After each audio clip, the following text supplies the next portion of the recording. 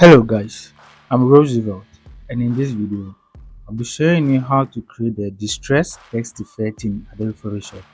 So I have my text over here.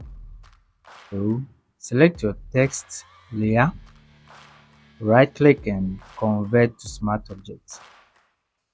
Go to filter, blur gallery, and then select field blur. Over here, let's set the middle blur point to 0. So click and hold and drag and set the point to 0. Now you can create your own point. So I'll click here and then increase my blur value over here. Do the same thing over here. Increase my blur value over here. I'll add another point over here. Increase it just a little bit. I'll add one point here and then I'll reduce the blur point. I'll add another point here and increase the blur value over here. Let's do the same thing for the left side as well. So click here, then increase the blur value.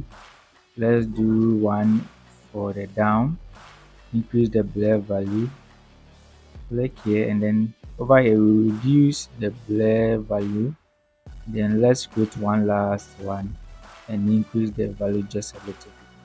So when you like the results that you are getting over here, just select OK. Hold down the Control key and click on the background layer to select these two layers. So the two layers that we've selected are the urban text layer and then the background layer over here. Now right click and select convert to smart objects.